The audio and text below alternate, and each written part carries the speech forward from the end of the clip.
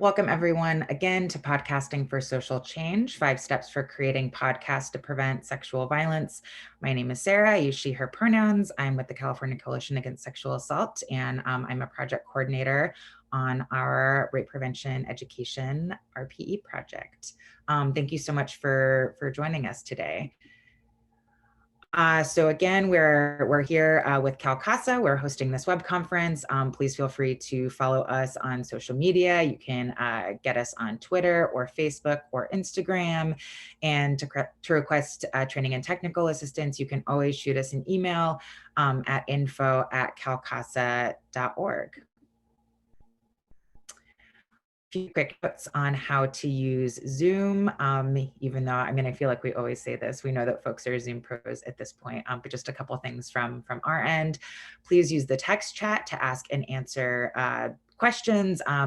Jesse and I will be keeping an eye on the text chat. We'll kind of be funneling questions to our guests today as they come up, but there's a good chance that you'll ask a question, and if we know that we'll be getting to it later, then we might hold on some of those. So just FYI there, but please feel free to drop them in as they come up so that we can make sure that we're collecting those and that those are on our radar.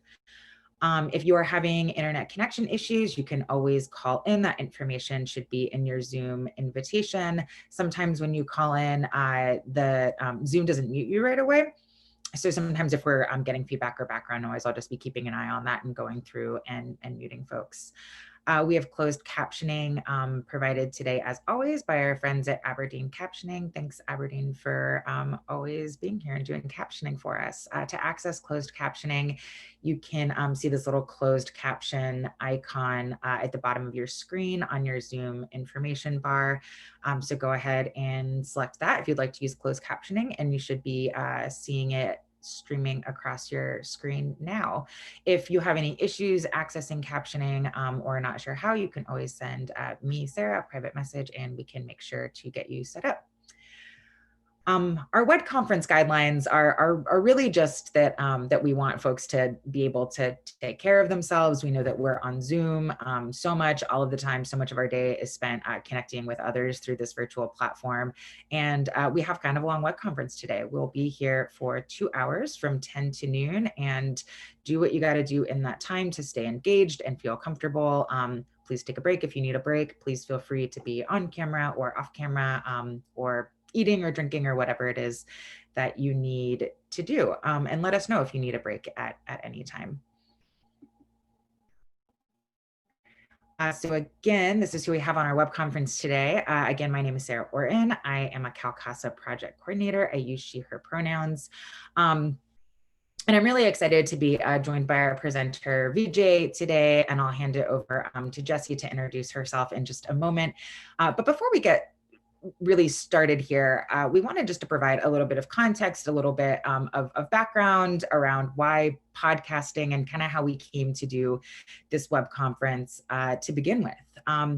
So I know that there are all kinds of prevention folks on the call right now, but we specifically provide these web conferences with RPE programs in mind. And as all of you RPE folks on the call know, one of the essential elements that have kind of come to a screeching halt in our prevention work since the pandemic is engaging young people in creating these school-wide events. We have not been able to do that in the same way when we traditionally have been used to things like school assemblies and creating posters or artwork. So Jesse and I have really been thinking about some ways that we can engage students in a creative, meaningful process of self-expression while not having to be in person. And I know that many of you attended our storytelling web conference that we had on Monday, where Meghna did a tutorial and gave some background on using digital storytelling to engage young people. And so we thought that these 2 web conferences this week paired nicely together.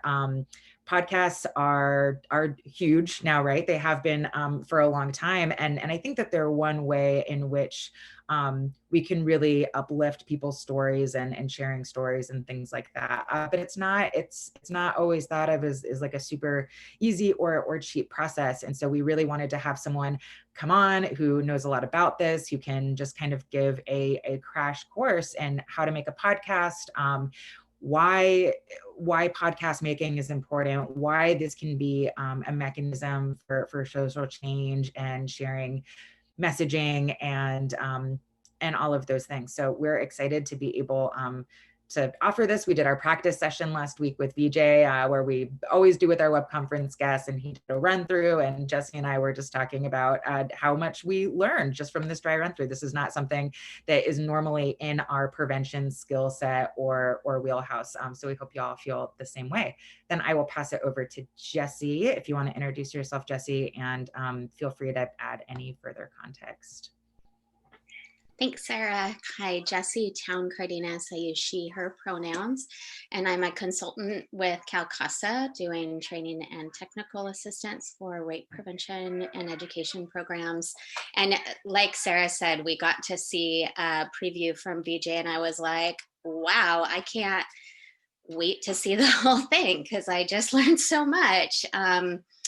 And some of the things that sometimes I feel like I miss that I'm like, oh, well, that was great, but I don't know how to actually do that. I feel like I got in the preview. So so I'm really excited because this is a great tool for communities, you know, young and old, youth and adults, and community organizers who you all are continuing to work with. So I will pass the mic over to VJ. Please continue to introduce yourself in the chat if you haven't yet. And thanks everyone for being here today. Hi, right. Can everybody hear me? My name is Vijay Singh. I am a podcast producer. And before I get started, first of all, I just want to say thanks to Sarah and Jesse and CalCASA for having me. I got to work with CalCASA producing a podcast for them, and that's sort of how the connection was made here.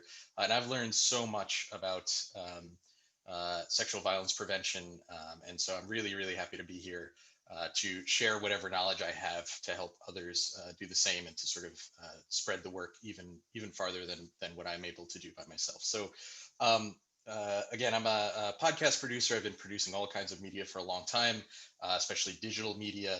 I have my own media business in Sacramento. I do media consulting, but I also do production. And so about a decade ago, I was making social documentaries for Korean broadcast television, actually. We were focusing on sort of migrant issues in South Korea, and how that relates to, you know, some how we deal with similar issues in the United States. So I was making, again, documentaries for Korean broadcast television. Then I was working for the NPR member station, Southern California Public Radio. And there I did a lot of things, but I helped them to launch LAS Studios, which is their sort of podcast first part of the business, and was part of releasing some pretty, you know, podcasts I'm very proud of, I would say. Repeat, where we investigated officer involved shootings. The big one, which was our goal there, was to help folks prepare for you know, an earthquake hitting Los Angeles or Southern California in general. Tell Them I Am, which was just telling the stories of Muslims in America. And as well as outside of KPCC, I helped a friend of mine produce podcasts for Spotify. So, well, it was published by Spotify, but I helped them develop the story a little bit there. So I have a wide range of experience producing all kinds of media, again, specifically podcasts, specifically sort of socially focused or action-based podcasts. So again, I've learned a ton by doing all of this work, and I really, my goal here is to share all of this experience and all that I've learned with you all. So that's how we get to podcasting for social change. And the goal of today is to learn how to create, produce, and deliver a podcast from start to finish. Now, there's a lot to cover, and I'm going to try and strike a balance between getting really detailed and giving sort of a broad overview from, again, start to finish. But before I get into any of that, and before I kind of give you an overview of what I plan to cover today, I want to know from you all, and you can answer in the chat, you know, what do you hope to get out of today's session? So I can only provide as much value as I know, if I know what value means to you. So it's again, I've tried to do my best, already sort of thinking this through, and I've prepared quite a bit.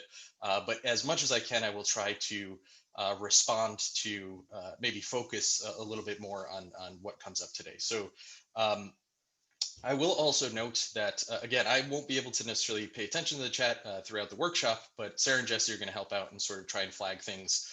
And we will try and take 2 breaks to answer questions. One will be kind of halfway through, and then at the very end, we'll have a little bit more time to answer any questions up to that point. So definitely keep the questions coming. Again, I may not be able to respond right away, but I will try to get to them eventually. So let's take a quick look at what's coming here. So let's see how to get people to listen to podcasts. We will definitely, I will do my best to cover that. You can let me know if you need some more detail once we get there. More insight in creating content and episodes and how to involve youth. So I'll give the general overview of that. And I think, again, I can try and cover that in a little bit more detail, especially maybe towards the end during the final section. Basics to starting a podcast and the best platforms or site to use or sites used. We will cover some of that. Equipment needs and costs, definitely we'll cover that. Sorry, I'm just going to skip around here. Sorry if I'm skipping some of your comments, but how to get podcast visibility. Again, I'll cover that at a high level. We may need to go into more detail. How to get engagement, grow a podcast, all the costs related. Yep, we're going to cover those things. How to structure and develop content. Absolutely. That's one of my favorite parts. I'm a creative person and love, but I also have like a very strong organizational side. So story development is just, again, an area I love. So again, looks like we're going to cover a lot of what folks are saying they want to get out of this, and I really hope we do. But if not, please, again, leave a question in the comment, ask for more detail on a certain area, and I'll do my best to make sure that that's covered. So let's jump into what the plan is for today.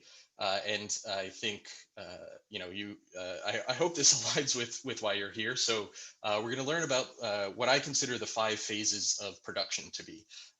This is not the only way, but and to be clear, there's not really a right way to be creative, and podcasting is a creative effort. So this is my way. This is the way that I've developed, and actually I've learned this from a lot of other experts in the field. But it is absolutely not the only way. I hope it gives you a starting point. And actually, like, if you go out and do some of this work and you learn a different technique, or you find something new, or you learn from someone else, please let me know. Like, come back and tell me. I'd love to include it in the process. I think my approach to being creative is trying to always learn, trying to always be better, and never assume that I know everything. So I'm here for a reason, because again, I have a lot of experience doing this. But I love learning, and again, just want to say, just because I say do it this way doesn't mean it's the only way to do it. I just found that it's a easy way to kind of get into the process and to get your arms around everything that's involved. Because once you really do kind of peel back the curtain a little bit, there is a lot to do. So this hopefully will help you kind of get your arms around everything from, and again, we're going to cover the 5 phases. You're going to learn how to plan content and have a plan for marketing. And then you're going to learn how to do the thing, meaning record, edit, and distribute your podcast. So that is, again, it's may seem overwhelming to start, especially as we get into some of these details.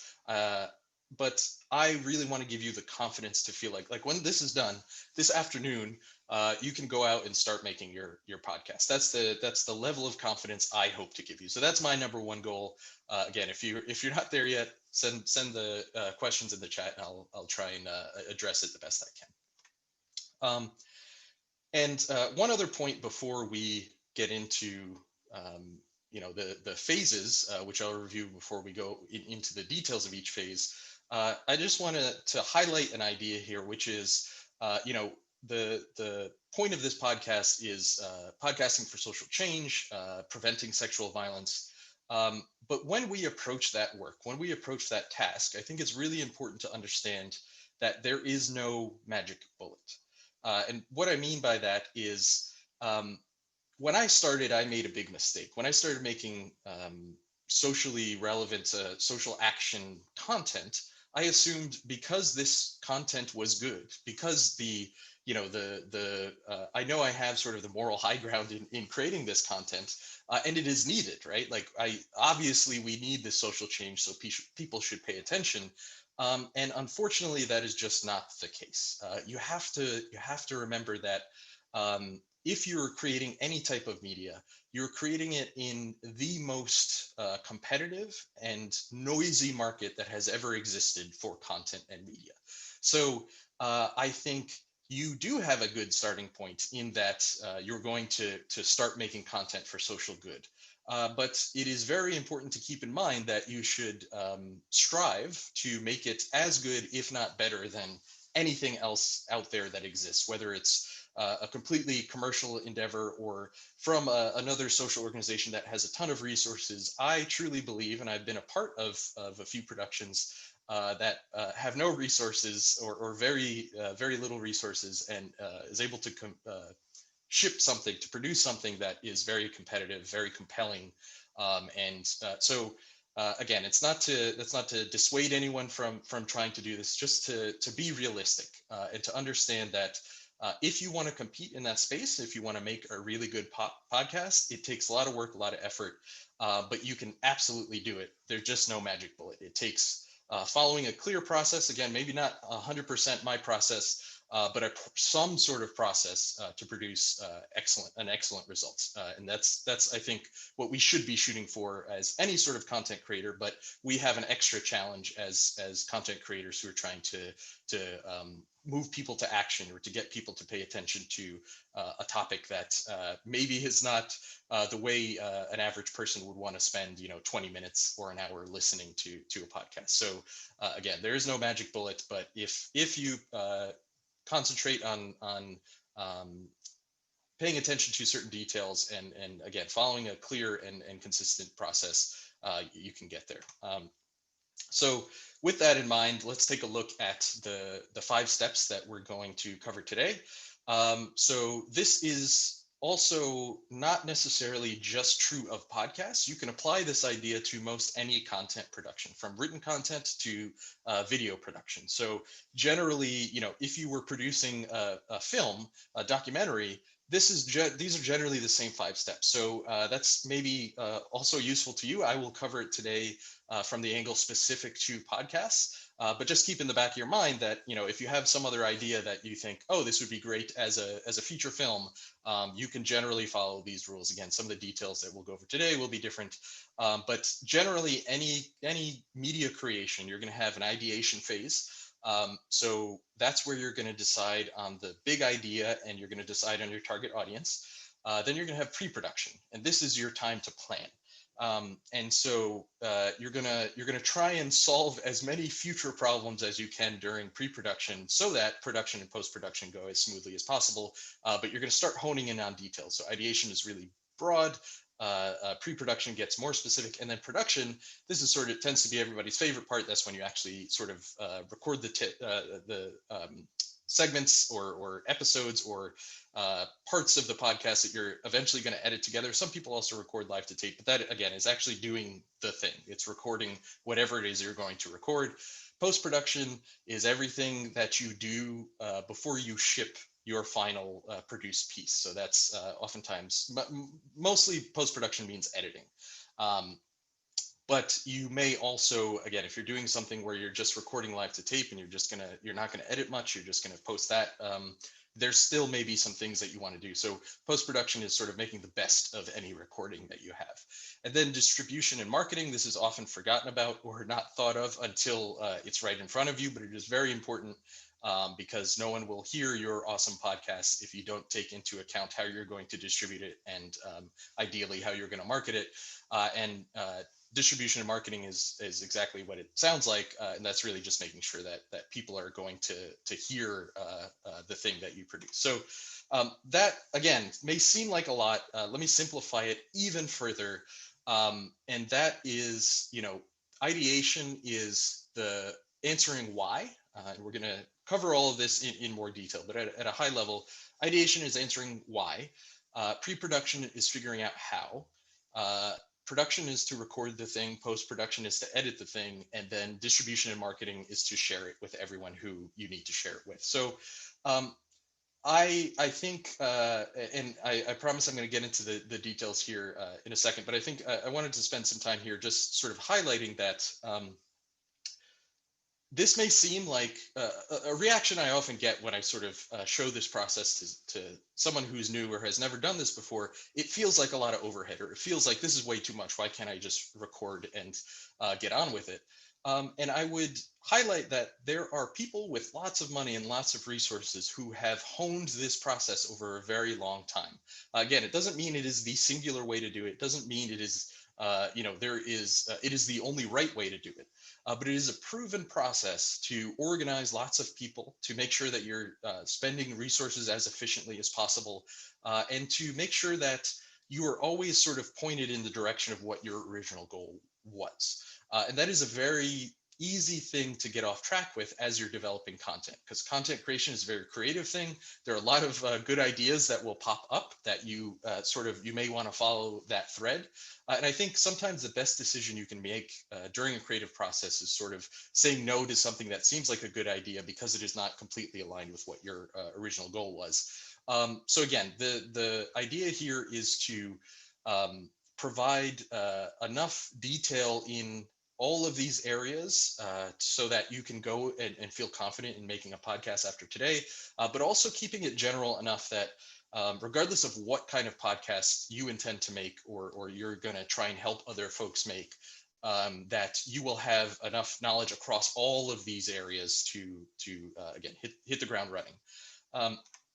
So the last thing before we get into some of the details here is, because we're talking about all of the phases, a common question that folks tend to have is, how much time or how much effort should I put into each one of these phases? And to be honest with you, and this is not going to be a satisfying answer, but there's no right answer here. It's sort of a trick question. But the thing I want to emphasize is that if you only spend most of your effort on production, then you're doing something wrong. So I think it is very natural for people to get very excited about production, because that's where you're going to be interviewing people, or you get to talk to someone who maybe it's a celebrity guest. You're very excited about that, or maybe you are the talent and you're going to be on it, or the person making it is a talent. They're very excited about production. Again, very natural to have that instinct to want to focus there and spend your time there. But there are 5 phases for a reason. And so again, if your focus is only on production, you're probably doing something wrong. And so just wanted to just highlight the importance of each phase. Now, there are some podcasts where production is going to be more important, and production is very important. It is not to say that it is lesser.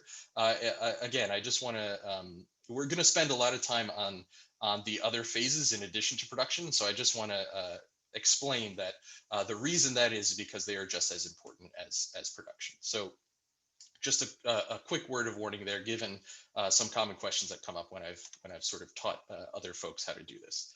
All right, so that's the intro. Let's jump into phase 1. So ideation, to me, if I boiled it down to one sort of way to say it, I mean, people will call this brainstorming, concepting. You can call it whatever you want. Really, this is, how do I pick a concept? And you may sort of have a decent idea of the area of focus you want. I mean, in general, I'm going to assume that most folks who are on right now are trying to make a podcast to prevent sexual violence in one way or another. But there's so many different angles that you can attack that problem from. And who is going to make the podcast is also going to have an effect. And so we're gonna walk through some tactics in terms of how to address this issue. Now, before we do, I'm going to take a quick break here, and I promise this is my only cheesy meme here. But I think not only is it sort of cute and funny, but I really like how this one always makes me think a little bit. I guess if a cheesy meme can do that. But I like how it sort of takes a question that we assume to be, we don't think twice about, and it just changes it just a little bit. And I think that's something I want to emphasize really early on here. And it sort of highlights the importance of phase 1. And that is, how to make a podcast doesn't matter until we can answer why. So I'm going to say that again. How to make a podcast doesn't matter until you can answer why. So you may be saying, okay, VJ, like I know why I want to make a podcast. I want a big audience. I want to have a big social impact. Maybe in some cases, I want to make millions of dollars. Whatever that is, that's a great starting point. But that's not exactly what I'm talking about. So there are a few sort of why questions that we want to answer, and we don't have to have it sort of 100% answered, but you want to have a clear idea. And the clearer you are during the ideation phase, is the easier it's going to be to make decisions later or answer questions later, keep your team organized, and so on. So let's take apart what some of these elements are. So the first one is all about you. So you really want to understand why this podcast is right for you, or again, if you're teaching someone else to make it, why it's right for them. And so you start by answering these questions because it's a long process. It's a difficult process, and so the more you can remind yourself, or again, whoever is producing it can remind themselves of the reason why it is the right fit for them, it's going to make some things easier. And I'll provide you an example of that as to why that's so important a little bit later. But these are some quick questions. There are a few other questions that you can ask. I'm sure you can dream some up. But I found these to be a really good starting point whenever I'm working with someone else to draw out an idea. These are some of the first questions I ask. So, is this a personal story? Are you a content expert? If you are an expert and you can share that expertise with a lot of other people, that's a sort of a great starting point for any bit of content, and in particular a podcast. Are you the only one that can tell this story? That's another really compelling reason for someone to listen to your podcast, because they're not going to get it anywhere else. Or maybe it just offers a really unique perspective on a topic that other folks are covering, and that unique perspective is so compelling that people tune in and listen. So a more controversial one that I like to argue with people about is, should you tell this story? And so I don't mean to say that, I think you don't necessarily have to only tell stories about your lived experience, or I truly believe there's sort of no restrictions on the stories that people can tell or should tell. But I think sometimes it's a good gut check to just say, am I really the best person, or are we really the best organization to be telling this story? And I think what that does is maybe it just shifts a perspective to something that's a little bit more personal to you. So again, these are just some quick tactics on how to decide if it's right for you. And so to maybe make this a little bit more tangible, let's look at some examples. So we're going to look at some podcasts that I was a part of. So the first one is Repeat. This was a podcast produced by KPCC. And I'm going to go into a little bit of brand here, because I want to talk about this. I want you to think about this in terms of an organization producing a podcast. So when we produced this, we had the brand KPCC. This was our radio station brand, an NPR member station. You can already probably imagine what that sounds like. It sounds very NPR. And so this podcast very much reflects that. It is very newsy. The host is a investigative reporter. And so the reason we ended up putting resources into this was because it was a good fit for the organization. We were a news organization. We had reporter resources. We had an audience who was already sort of receptive to investigative journalism. So this was a natural fit for us. And you can kind of see that even reflected in the description. That's why I posted it here. It reads kind of like a news story. And so, again, you're starting to see from the very decision we made to say, are we the right ones to tell this story? It shows up all the way, not only in the recorded audio and the produced podcast, but even down to the description. You can see how news organization produces a very newsy thing. Again, to me, this reads a bit like a news report. So let's take that and let's compare it with another show. This one was produced after I left the organization. So this was produced under the LAist brand. So before I describe the show, let me back up for a second again, just to make sure it's clear, because when we're talking about organizations and sort of what organizations should be producing or could be producing, LAist was a digital first brand that KPCC acquired. So we had KPCC, which was our radio station, NPR legacy media brand. And now we had LAist, which was, had a sort of more diverse audience, digital first audience. So we took a very different approach when we were shaping LAist Studios. And again, this was one of the first podcasts to come out of LAist Studios, in that we wanted to speak to Angelinos, people who are in love with LA in one way or another. And that doesn't necessarily mean current residents. It could mean, I think LA is a city kind of like New York City that everyone in the world is interested in one way or another. So we kind of wanted to speak to that larger, broader audience, and folks who definitely are not your typical NPR audience. We really, this was a show where we were targeting, we were trying to grow our audience in a different way than we typically do. And so again, here, I think not only, if you listen to the podcast, excellent show, absolutely recommend it. But not only do you hear it in the produced audio, but again, here you can see it down to the description. The description is quite different than the previous one. Again, behind the scenes, this was essentially produced by the same company. We just sort of released it under different brands. So you're communicating to your audience a little bit differently. The audience who's going to show up to these shows is going to be a little different. We'll talk about some of those differences. And I don't just mean sort of typical demographics that people talk about. I'm talking about habitual demographics, the psychology behind why people choose certain podcasts. But again, just wanted to show the difference here in terms of how organizations might think about which podcast is right for them to make and right for the audiences that they're seeking. We're gonna dive into audiences in a minute here, but before I do that, I want to talk about if you are an individual. So that's sort of a way to think if you're representing an organization, but as an individual, a friend of mine who I met at KPCC, he was a producer there, and so he produced a podcast independently called Moonface. And so this was a fiction podcast. So first of all, again, very different than either the two previous podcasts I talked about. Fiction podcasting is sort of still sort of new territory. And I think this another great podcast, absolutely recommend it.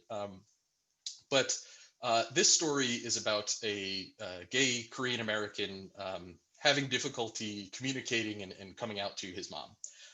Now, this was made by James Kim. He was the creator, writer, director, producer. And it's not exactly James's story. It's not a true story, but it is very close to James's personal story. And I think that gave him the opportunity to own the conversation in a different way than if someone else who didn't happen to be a gay Korean American, if they told this story. And again, I want to be clear that I don't think that it's not only his story to tell. It doesn't mean someone else couldn't tell a quality story in the same way, but let me give you an example of where it really sort of adds up. So I helped James sort of shape this story a little bit. I helped him develop the story early on. I would check in with him as production was going on. And so he had recorded a pilot of the episode, the entire thing. He went out and recorded it. He went and edited it. It took a lot of work, a lot of effort, a lot of other people's time. And then he started being able to shop it around. And when he got certain calls and there were other companies involved before Spotify, but he got a few calls where people said, this is pretty good, but it would be better if X, Y, and Z. So he got all these kinds of notes on how to make it better. In addition, he got the opportunity to cast other folks who he thought were a better fit and who also kind of brought in their own audience. So it was a huge sort of benefit to him if he could go back and redo the entire thing. And that's exactly what he did. He went and re-recorded, recast, re-edited everything in that pilot episode. And that is a daunting task. And so if this wasn't so close to his heart, if this didn't mean as much to him, if it wasn't his story, I'm not sure he would have been able to get through that moment and to face the idea of redoing everything. And so again, not only you want to answer all of those questions because of those types of moments. Not only will it show up for your audience, not only will it make sense in promotional and marketing materials, but it really is for helping you it helps to remind you as to why you're passionate about it, why you're going to spend so many hours and put in all the extra work to produce this thing.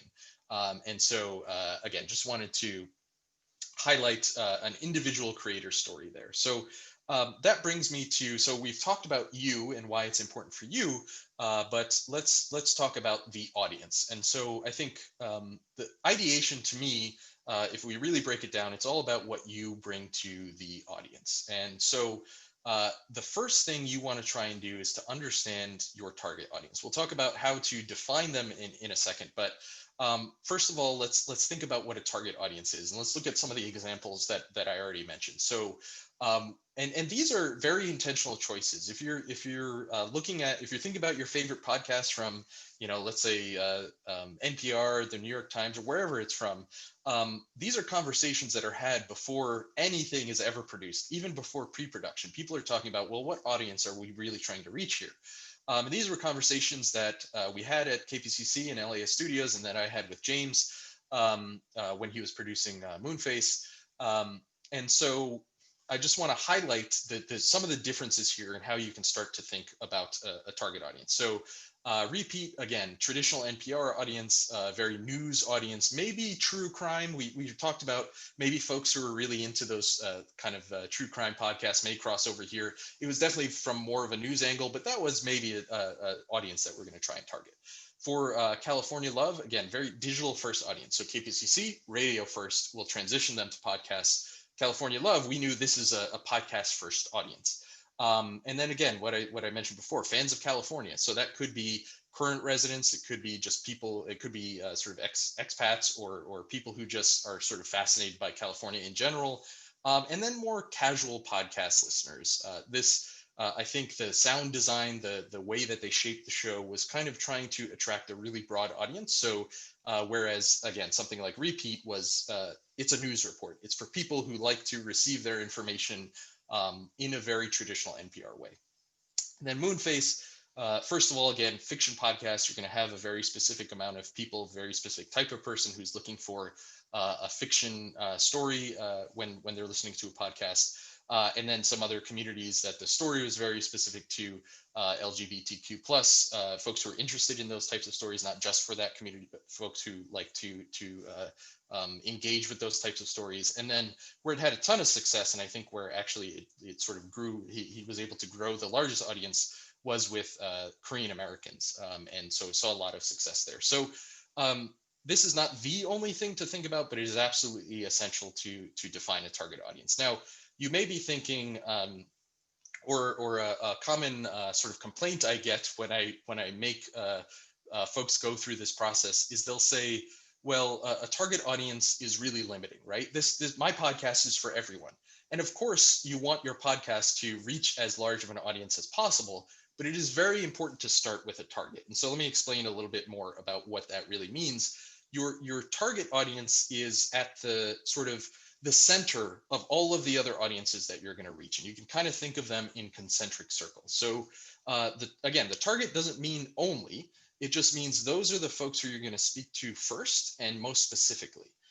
And then there are going to be folks who sort of surround that audience that's going to help to grow it larger. But if you don't pick a target, it's going to, your message in terms of what the podcast is, or how you approach certain aspects of the podcast, it's going to get muddled. And so the more specifically you speak to a target audience, the better. And so the point of doing that is not to be limiting. In fact, it is the opposite. It helps you focus. And I think once folks especially when creative people who haven't necessarily done this before, or anyone who hasn't done this before, picking that focus really helps to kind of, it helps to get your arms around all the different ways you could tell this story, and to make sure that you communicate it clearly for, again, folks who want to hear that information in a certain way. And I'll get into the details of what that means as we go on here. So the point here is, don't think of your target audience as a limitation.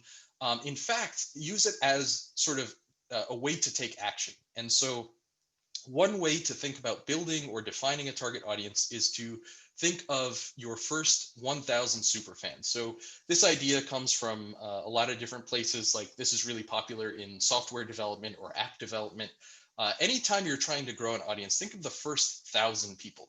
I want your podcast to reach millions and millions of people, but before we get there, think of the first 1,000 who are going to do certain things. So, um, you know, think of their habits.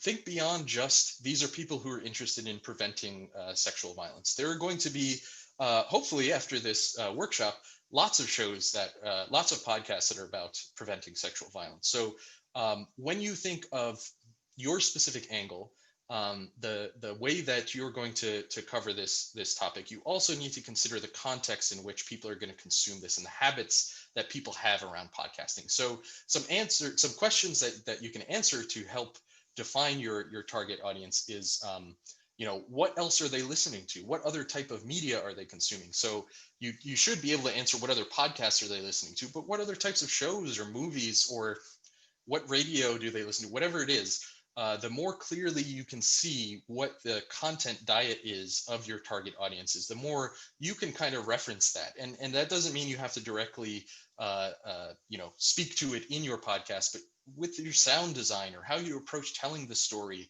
Again, if you understand the media diet, you're going to be able to approach that stuff in a way that speaks to your target audience more directly. And then there are some other things, I won't go through everything that's on the slide here, but the key here is to focus on the habits. What is going on outside of right before they play the podcast and right after? What are they doing, right? The more you can understand those habits and the more you can reference them in one way or another, or sort of respect them in one way or another in the content you produce, is the more you're going to become a regular part of those folks' daily habit or weekly habit or content consumption habit. And that is ultimately what you want, because that's how you gain a super fan. That's how you get these folks to share it with everyone else. So all of these, all of the questions that you can answer around a target audience really boils down to why would they care, right? So if you're talking about building 1,000 super fans, these are folks who are going to teach other people how to listen to a podcast. They're going to take their phone and download Apple Podcasts and say, you absolutely need to listen to this show. So why are they going to care that much to do that? That's what you want out of your super fans. So you really, when defining your target audience, you want to be able to answer why would they care. Seems like a really simple question, but again, when you start digging into the details around habits and so on, there's a lot to unearth there. But the key is why would they care? So that's sort of how you approach it. But what is the end result? What do you want? What can you work with in terms of a target audience? And I would say there's a spectrum of what you can define here. The more detailed you are, the clearer picture you have, the better. But I would say at the very least, you want to have a sentence or two sentences that define your audience. This is very quick definitional phrase. A really bad example is the one I've included here. So let's say I'm making a show about WNBA fans who want to know more about the league's social impact. So the reason why that sort of is workable is because let's say I have the choice of two guests, and one guest is the best player to ever play, and the other is maybe equipment manager, but who has a nonprofit organization that is helping the WNBA to do great work and so on. So the choice here, if I know who my target audience is clearly the second person I just described. And so that's a really quick and rough example as to why having at least that much definition around your target audience is useful.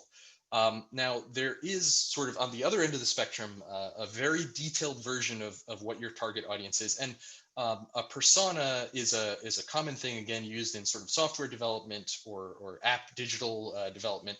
And a persona is can be interpreted and used in different ways. But I just wanted to give you a quick look into how detailed you can get with some of this. And a persona is sort of a hypothetical person.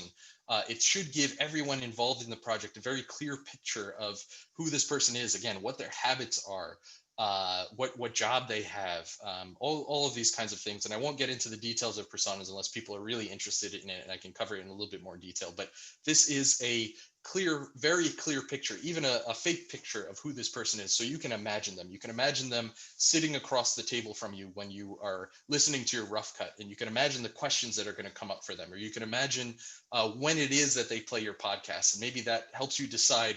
You go with maybe a little quiet or music, background music throughout, or whatever it is. Again, you just want a very clear picture of who that person is. So that covers our biggest why question. So why you, and why the target audience, and some tips there on how to answer those questions, how to define those things. But the last why question that's often overlooked, and I would say this is sort of, you can shape this over time, but during ideation, you want to be able to answer why podcasting. Why is this idea? Why is this show right for a podcast? And I think that is an assumption you make when you're trying to make a podcast, right? But you can get a little more detailed than that. So I've already talked about a fiction podcast, which is a little less typical. But there are many different versions of even the more typical podcasts. So you can have interview based. So it's two people, one person interviewing the other. You can have talking head version, where this is sort of the podcast I'm producing with Calcasa, where we interview folks, but you just hear those folks speaking. You don't hear the interviewer. You can have different formats and different genres and so on. So this is there's an endless combination here, but you want to be able to answer why this should be a podcast so that you can better make these choices of how you're going to shape, what is the final form that your podcast is going to take. And again, this okay to evolve this over time. As you figure out in pre-production, maybe what you have access to and so on, you can refine this, you can change this a bit. But during the ideation phase, it's a good idea to get your arms around what kind of podcast am I going to produce. So that's it for phase one. Again, hopefully gives you enough detail, but a nice general overview. And to review, what we covered, the key here is to answer why, right? So if you have a basic checklist for what you should be covering during the ideation phase, if we move to the next slide here, again, you want to answer why is the podcast right for you? Whether you are an individual, whether you're an organization, these are the things, again, whether you're making it yourself, you're helping someone else make it, they should have a clear answer to that. Who is the target audience and why do they care, right? So define the audience, have a very clear picture as to why they're going to care so much that they're going to get other folks to listen to it. And then why does it need to be a podcast? So ideation, answer why. Now, let's get into phase two. So let's assume that you have a good idea of the podcast that you're trying to make, but now you need to make a plan. And so, it can be tough to approach something as broad as a very creative idea and then shape a very detailed plan from that. And this can be, I think, in my experience, this is where most creative ideas fail, is because it seems like it is so overwhelming. And it is a lot. I'm not gonna lie to you. There's a lot of stuff that you should consider, but you also shouldn't necessarily let planning get in your way. And hopefully, I can give you some tips here that can again get your arms around it. Other folks who are you're gonna be helping to do this, so that it doesn't seem so overwhelming. So before we get into some of those things, first, I think it can be helpful to understand different roles, right? So once you start planning, you're going to need to know who does what. And so these are roles that you'll see, again, in lots of different creative productions, whether it's a podcast or not. These are the ones that I think that come up most during podcast production. These are not the only ones, but I think these are the ones that I've sort of encountered most. So you have a producer, sometimes it's a project manager, sometimes they call it web producer, and they really get the thing done.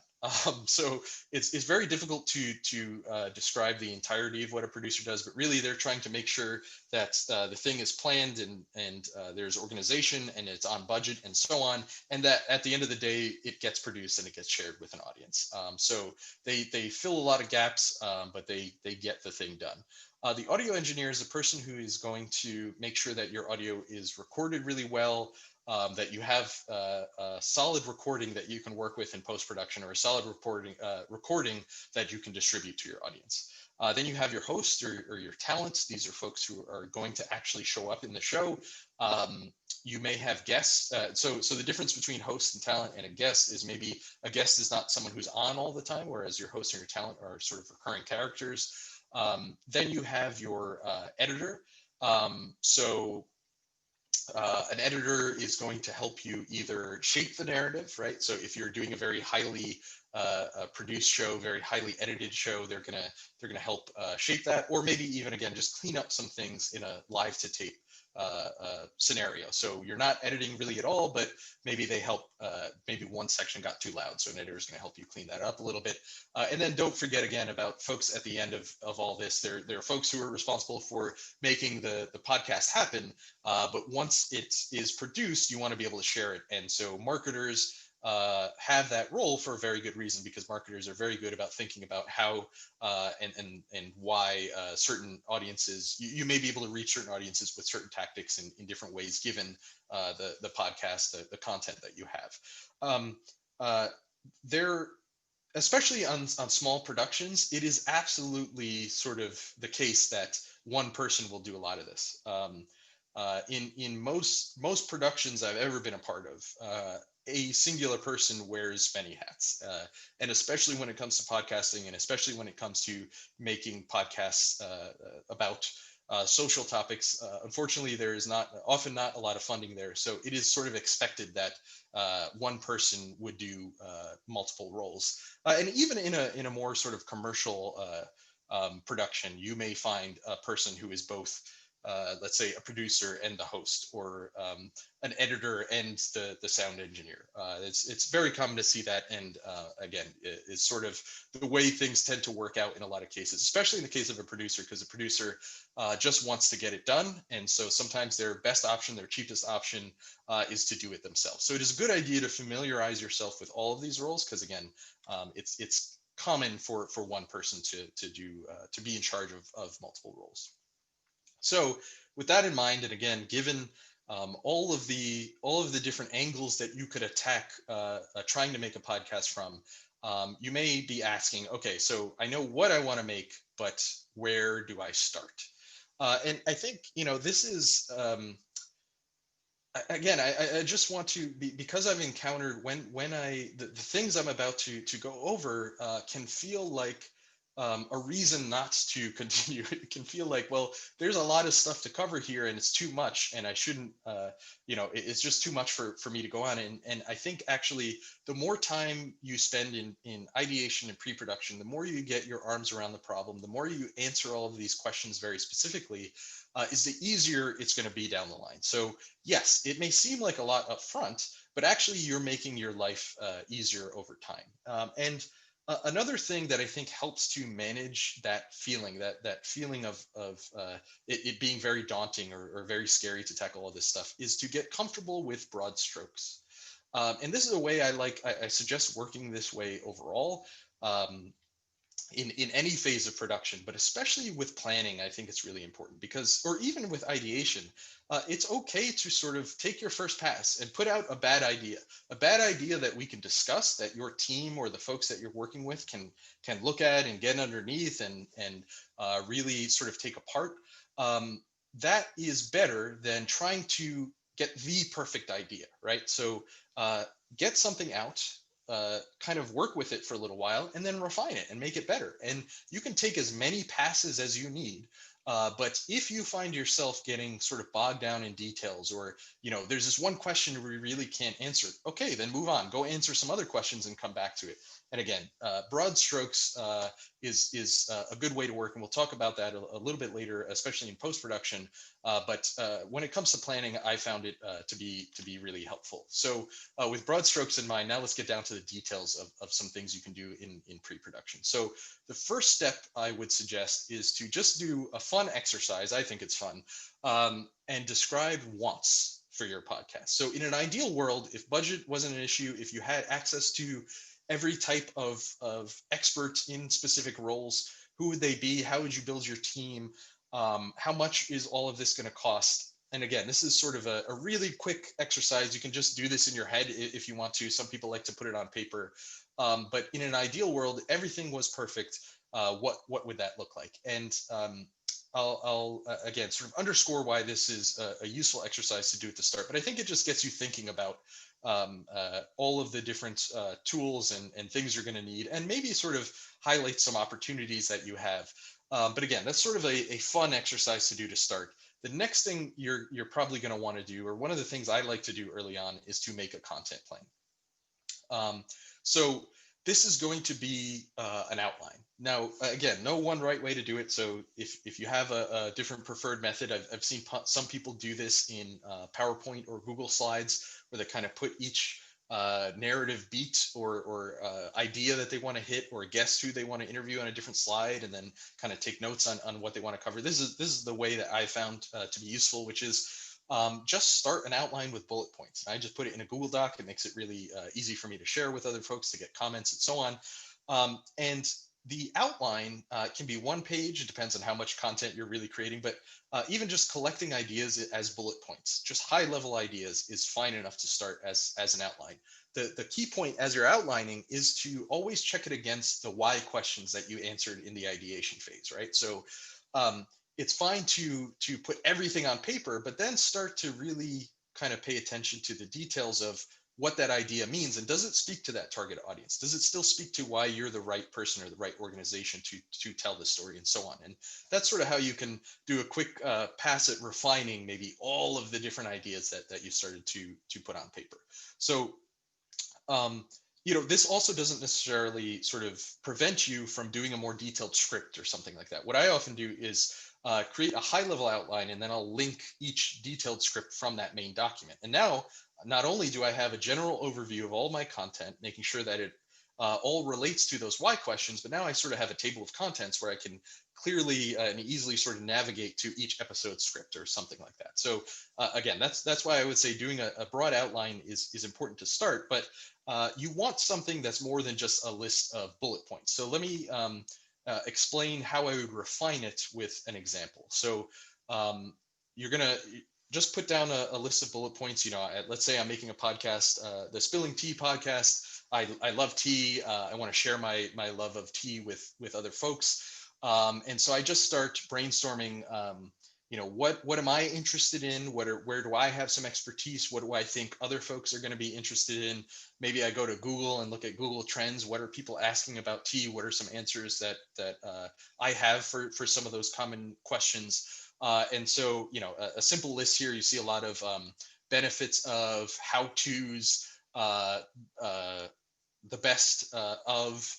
So, as I'm sort of brainstorming, after I get all of these ideas out and I review them, I start to see some themes develop. So if this is my first draft, then my next draft is going to be simply just grouping these into things that make sense to me. This is one grouping. I'm sure folks could group this in other ways. But you'll start to see the benefits of doing this grouping. So number one, again, we've done broad strokes. So nothing prevented me from getting any idea I had out about tea to start, right? So I just got all the ideas out in whatever way I was ideating. Don't get in the way of getting all the ideas out.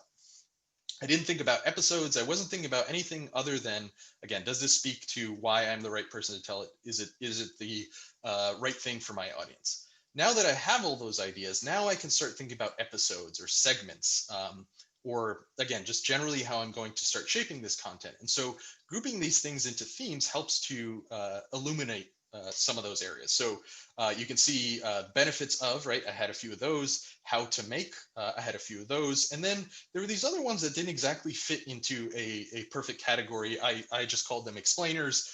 Maybe there's a better sort of title for that category. But if I were thinking about how these episodes are going to take shape, maybe each episode starts with benefits of a certain type of tea. And then each episode, I'm going to cover how to make a specific kind. And then at the end, we do an explainer, right? So there is my episode outline right there. And now I've also identified, I need some more explainers. If I'm going to make 4 episodes here, I have enough content for the how to make sections, but I need one more for the benefits of, and I need 2 other sort of explainer sections. So this is how you can start to see the broad strokes method, the outline method, and getting down to the details of how you're going to plan your episodes can start very simply from this sort of outline approach.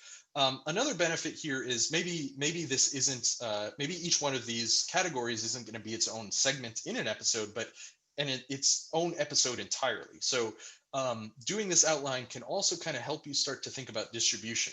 So maybe there is a big milk tea day.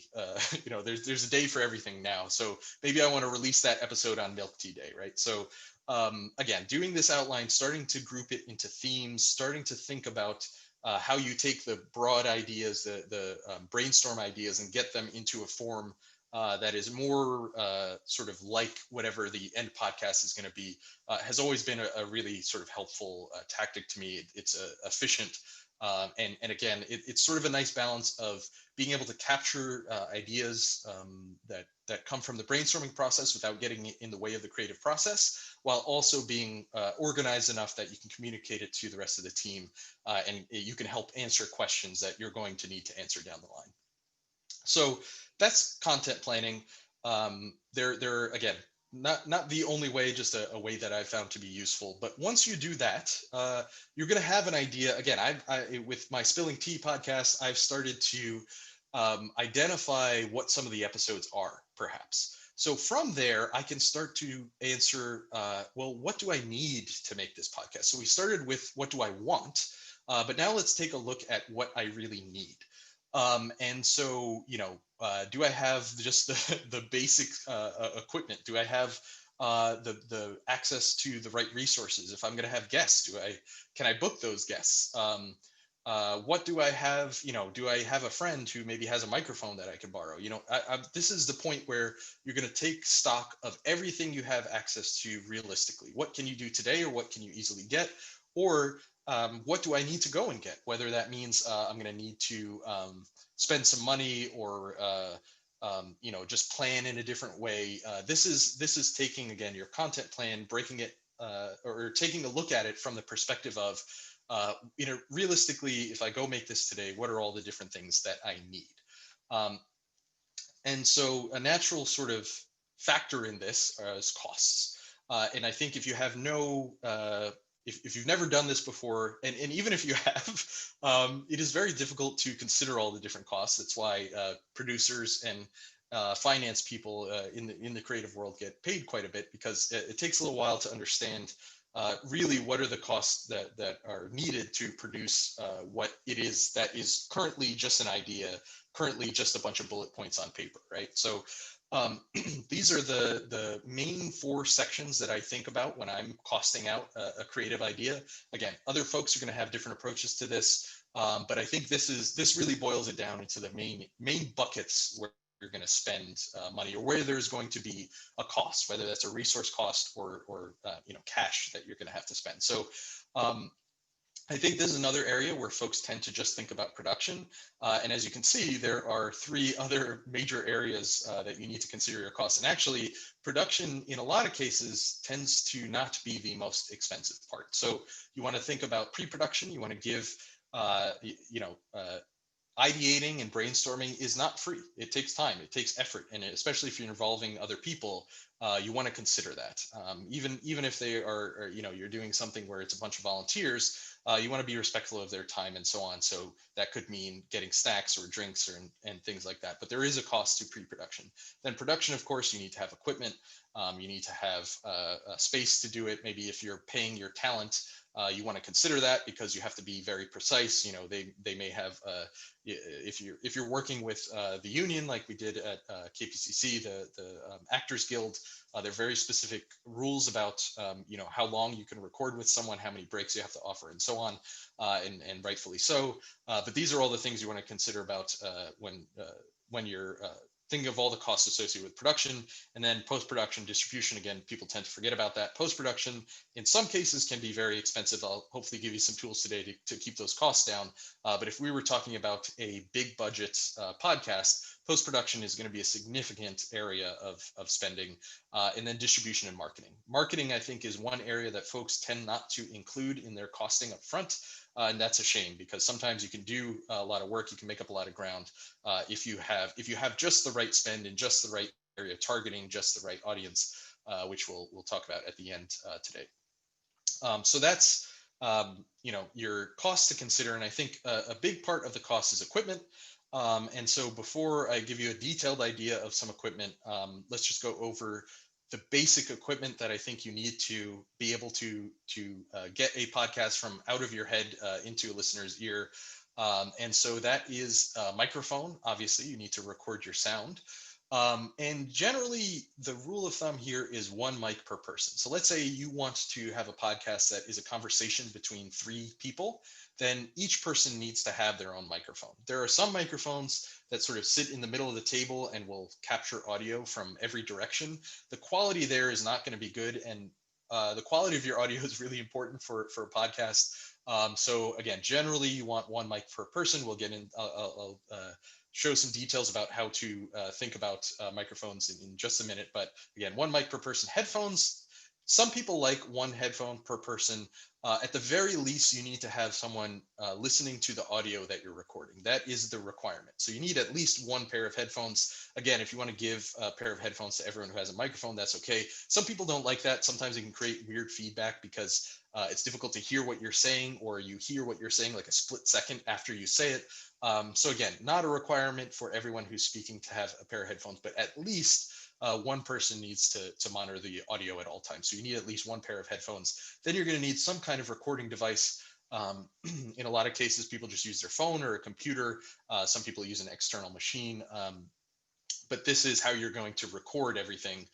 And then at some point, you're going to need a way to either edit it, or even if you're not editing your recording, you need to distribute it. So you need a computer or a phone or something to take what you've recorded and get it out to your audience. So at the very basic level, these are all your equipment needs. A little bit more of a detailed view to start breaking it out into idea of like budgets that folks probably have.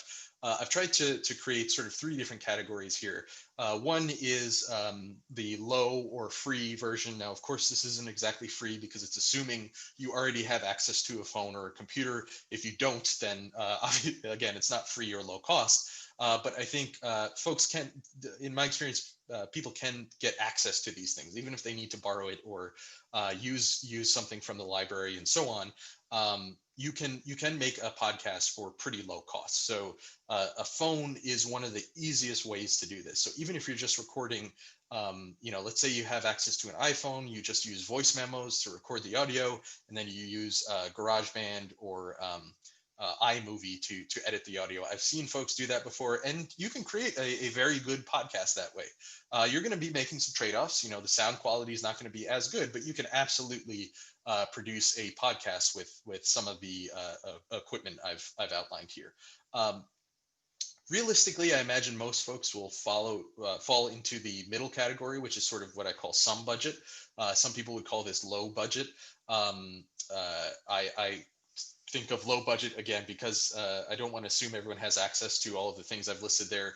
So that's why I separated it out. But this is like if you did want to upgrade some things, here are some things that you can think about. And I've included some specific model numbers and brands here. These are not the only ones. I'm not saying that these are even the best. I've worked with some of these, especially Zoom products, and Zoom is not associated with like the streaming platform we're on now. This is an audio company that's been around for a while. Asden, Sony, Rode is another popular brand that you might see that tends to make sort of more affordable equipment that is really good. Really, as long as it is serving your need in whatever way possible, I make no judgments in terms of quality. Again, these are ones that I've seen other folks work with that they gave good reviews about, or I have worked with myself that have worked really well. But some of the things here, again, the hardware. When I talk about hardware, like a PodTrack recorder it's a physical box that you're going to plug your microphones into, and in some cases, some of these recorders are going to have its own sort of memory card. So that is the thing that you're recording your audio on. The microphone, again, I'll get into the details of microphones when we talk about production, but these are just kind of better, you're going to get a truer sound. My sound right now is probably a little mechanical and tinny because I'm using a hands-free headset. So this quality is not something I would record a podcast with. If I were recording a podcast, I want a standalone sort of studio mic. That's sort of the best scenario I can get, or at least a shotgun mic. Again, I'll talk about that in a minute. But these are some, the microphones listed here for some budget and lots of budget are studio grade microphones, and there's a whole range. But at the very least, you want to try and get one of those microphones if you can.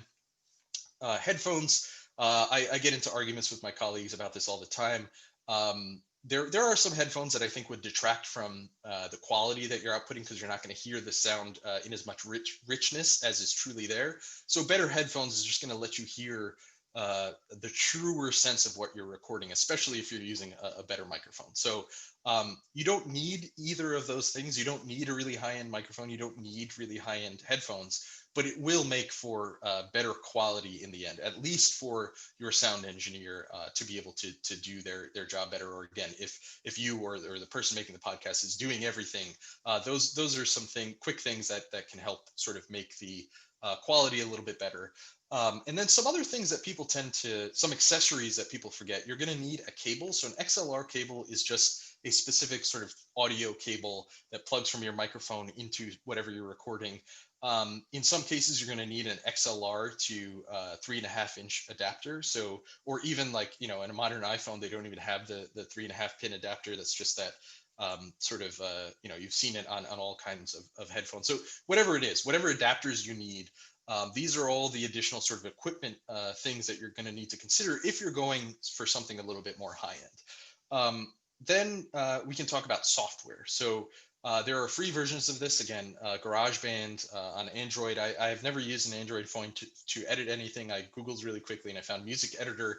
I can't speak to it myself, but again, maybe that's a good option for some folks. But if you're going to go with paid options, there are some audio specific pieces of software that are free or have some free version or maybe are cheaper than some other versions. So Reaper, a lot of folks at KPCC used to use that one. Hindenburg is a really popular sort of journalism platform for audio journalism. And then Pro Tools and the Adobe Creative Suite, I think, are more expensive. You get access to all kinds of really cool tools, but they are very expensive. If you get a student discount, I think it's $300 a year. Generally, it's I think $600 or $700 a year. Definitely sort of what the pros use, but not a requirement. You can definitely use some of those cheaper options. But I would say if you have access to those things, if you can afford to use those things, it's very useful because it's going to make your job easier. Then the last thing I'll mention, some areas where people tend not to think about where they're going to spend money, what I call accessories, etc. In a free version, that may be just feeding people or having snacks for yourself, even if you're doing everything. Maybe some studio monitors if you have some money to spend, so that when you do a listening party, when you're listening to this as a group, again, you get a truer sense of the sound of what you've recorded.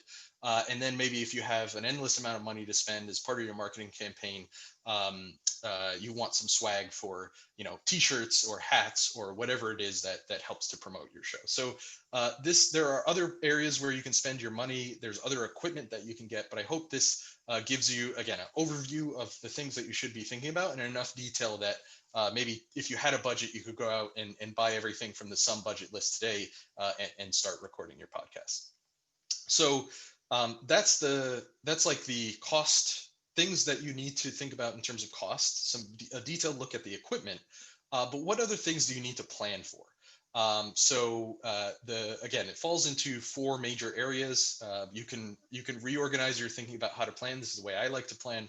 But you want to know who you need to get to help you finish this thing. Again, maybe that is just yourself, or again, just the person who is producing this thing from start to finish themselves. But you want to have an idea of, okay, if I do need to go and get extra help, who's that going to be? I need to have that conversation today if I plan on recording in a week, right? So think about who's involved. You want to go through the equipment list exercise. So again, once you have your content plan, once you have done a sort of audit of everything that you already have access to, then you can say, okay, this is the equipment I have. I need a budget to go and get a microphone or a pair of headphones or whatever else you need to do to add it to your equipment list. Then you want to start scheduling. And so you're going to schedule two things. And this is another area where people forget about post-production, but you want to schedule production, which is sort of obvious. You need to, again, if you have guests, you need to book those guests.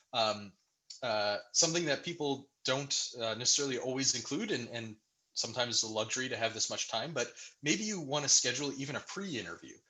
You want to give your guests an idea of the questions you're going to ask, or maybe even how you want them to answer the question.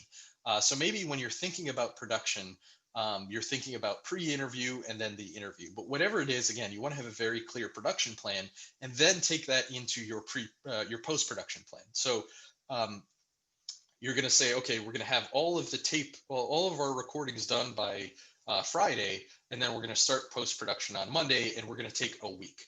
And we're going to have our first cut of the episode done by Friday, right? So by scheduling, you're starting to give yourself deadlines. The team, if you have a team, is starting to understand when things are going to be given to them and when they're expected to deliver them.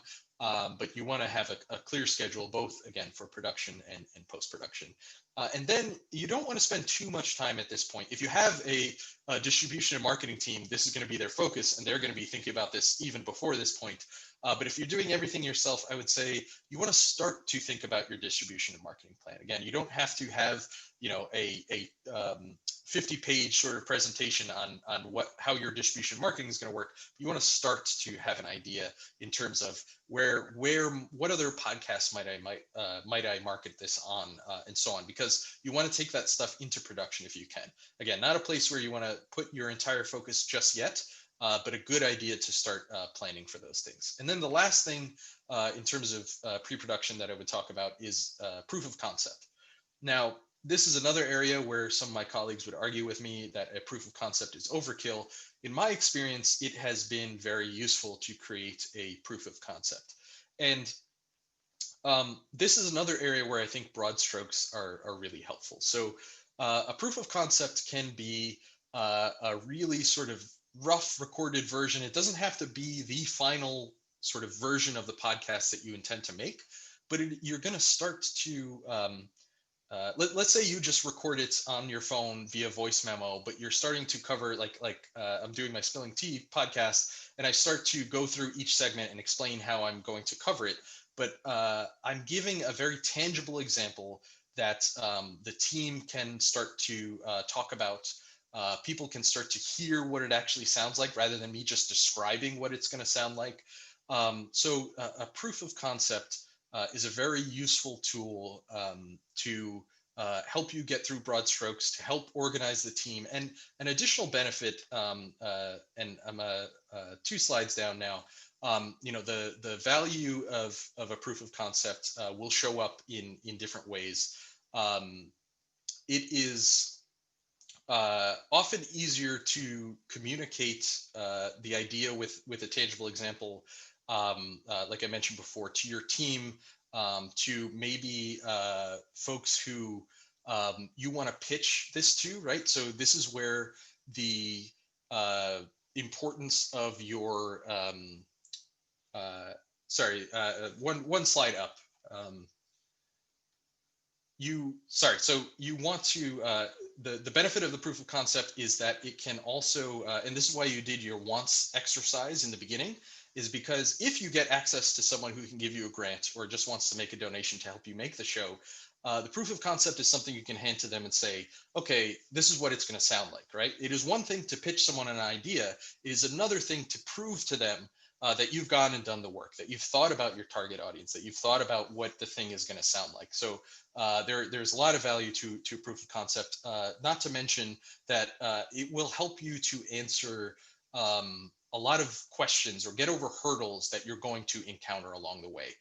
So it's practice, right? And the more you practice, is the better the end result is going to be. So I highly recommend going through the proof of concept exercise. Again, not a requirement to make a show, but a very useful thing that I've found important to my process over time. So that's phase two. Again, quick review of phase two. You want to know all the roles. You want to identify wants and needs. You want to make a detailed content plan. Uh, you want to have an idea of your minimum budget. You want to schedule production and post production. You want to start thinking about your distribution and marketing plan. And then if you can, and again, I highly recommend making a proof of concept. So that's ideation and pre-production. I want to take, I've been talking for quite a bit here. I haven't seen too much action in the chat, but I did want to pause here to see if anyone had any questions. I think from what I see so far, I did answer the question of can one person be in multiple of these roles? Absolutely. Again, it's very common for folks to sort of wear many hats or take on a lot of responsibility across those roles. And then I see a comment here that the Anchor app is a good tool to use for distribution and recording. Absolutely. Anchor, I think, has grown also in terms of sort of discovery. It's a good application because there's already sort of a big audience who are folks interested in audio content. So very, very good suggestion there for using Anchor. Before I move on, just want to give folks another second here to put any questions they have about anything I've covered so far in the chat.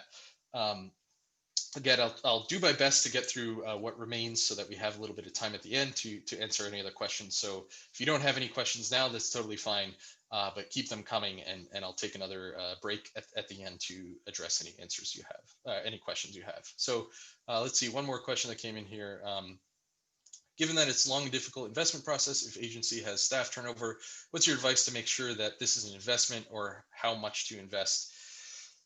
So if I understand here, like, how do you make it sort of modular, or how do you make sure that you can have success even if folks are sort of changing in and out?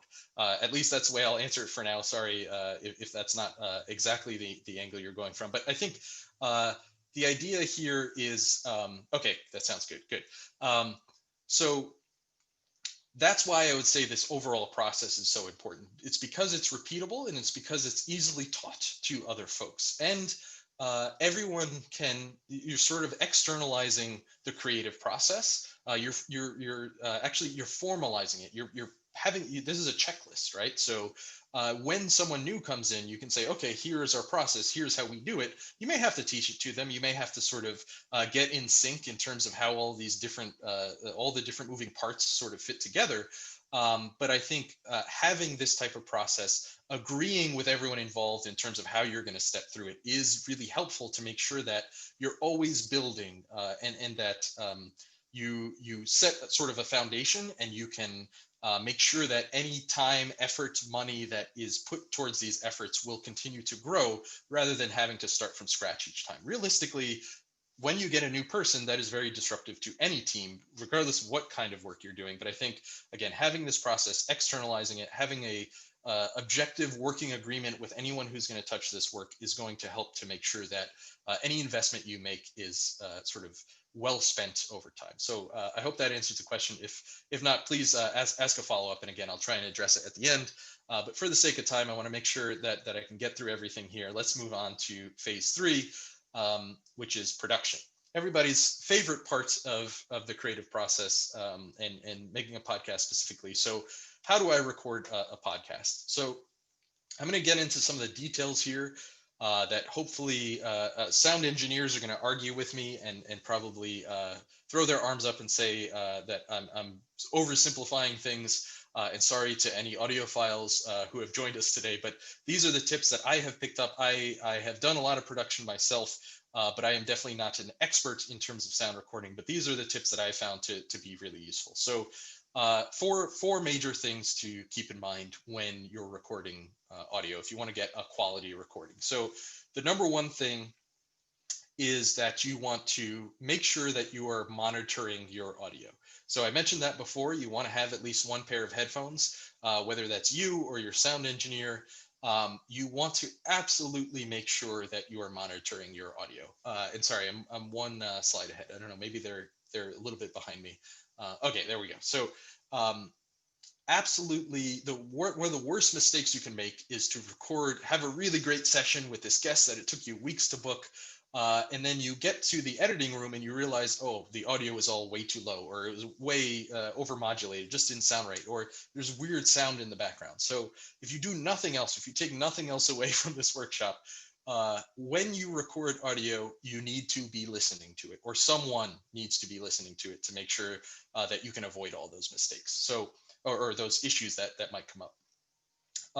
The other tips here are sort of related to that idea, and I'll explain each one in detail. So bouncing levels in the red.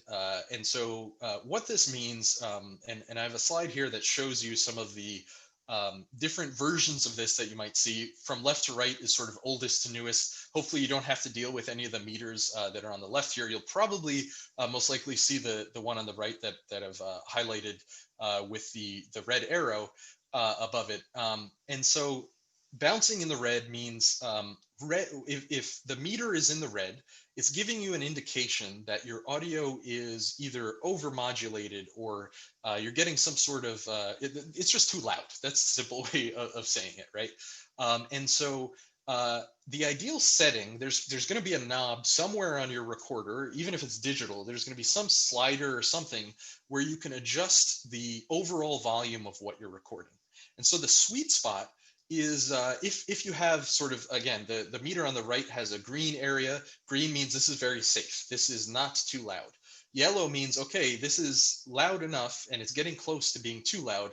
And then red, especially the very top red section, that's a warning and says, hey, I've recorded sound here, but it's probably so loud that I'm not able to get the details. And so the trick here is to bounce your audio into the red. So you want to make sure that it's loud enough. And again, if you have sort of yellow sections on your meter, that's probably where you want most of your audio to sit. But at the very least, you want to make sure that your audio sort of bounces. And again, you can see that in the animated GIF here. Hopefully it comes through on Zoom for you. But the more, as long as you're bouncing in the red, you're not 100% in the red. If you're 100% in the red, you've very likely heard that sound before. You know, it's going to sound very much like this. I don't know how well I can communicate that on Zoom, but it's not going to sound the way you want. So bounce in the red is an important thing to keep in mind when you're reading your meter. The second point is to keep in mind that often there's a different control for monitoring the recorded audio and the headphone volume adjustment. So I also have like a quick picture here. Again, you may be using different equipment.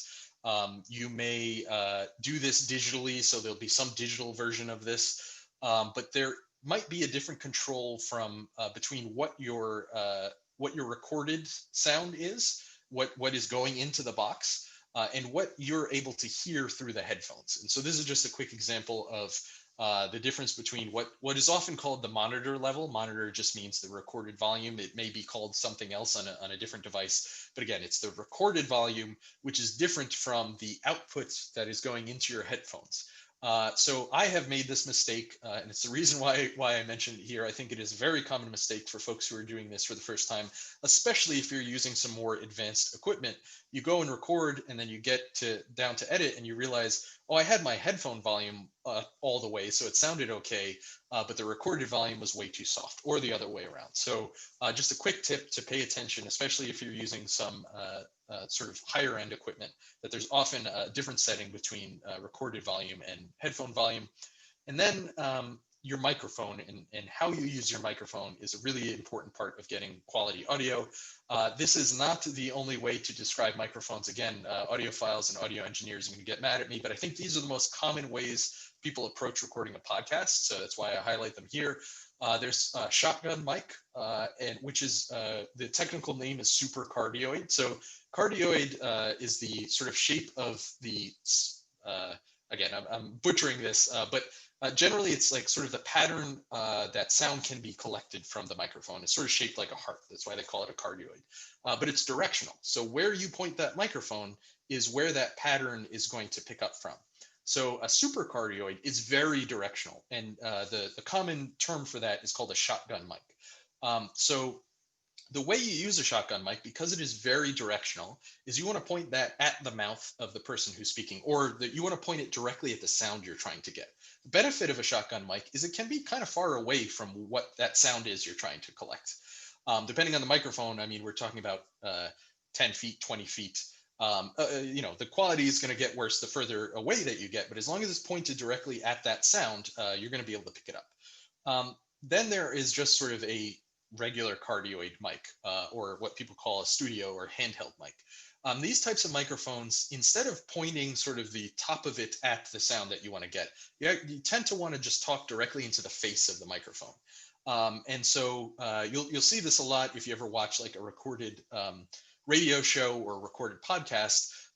You'll see people kind of, they might turn their head, but they're always facing their mouth right at the microphone. And that's because that's going to give you the best sound quality, speaking directly into the face of the microphone. Again, because of that cardioid pickup pattern that I was talking about. And both of these microphones do generally a good job of dampening or not picking up sound outside of those pickup patterns. So whatever you're not pointed at with your shotgun mic is going to sound very far away or very quiet. And the same thing with a studio microphone. Whatever is not coming directly into the face of it is going to be very quiet. And that's sort of the benefit of it. And the best microphone you can use for a podcast typically is a studio mic. If you're doing like a really sort of sound rich podcast for some reason, you want to pick up field audio, then a shotgun microphone is going to be your best option. Some people use a lapel mic.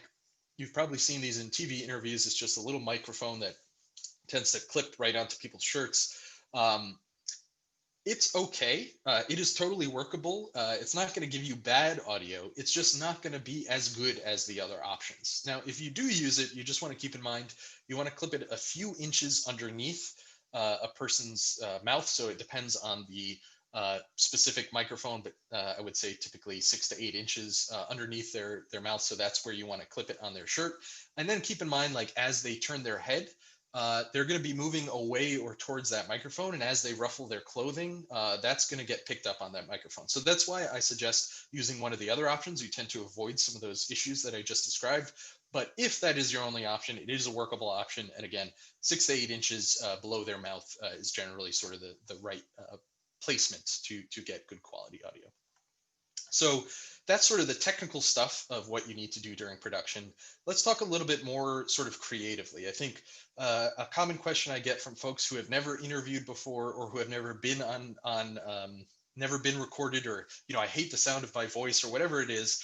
How do you get a natural performance? And I think this is a sort of really tricky thing to wrap your mind around at first. But once you kind of understand the basics of how to, like, I think a common problem is the first time you meet anyone, and in a lot of cases when you're interviewing or when you ask to record someone, it's sort of the person's going to be very guarded, and naturally so. Again, the first time we meet people, we tend to sort of put up a guard or present ourselves in a different way. And there's almost two levels to this. There's sort of the introduction, so you're saying hello and you're getting to meet people, and then you hit record. And even if someone seemed very natural to start, once you hit record, then all of a sudden people get very stiff and present themselves in a different way. So understanding how to make your guests or make yourself, whoever is recording this podcast, sound natural is really helpful. And there's two quick ways to do this, or two key things to think about in order to get this natural performance. So the first thing that I've found really useful is to start with easy stuff. So, maybe you have some tough questions, or maybe you are going to explain something that is very complex. And in order to make sure that you kind of do that as effectively, as efficiently, and with as much impact as possible, don't start there. That's the hard thing, right? So get yourself warmed up. Talk about something easy.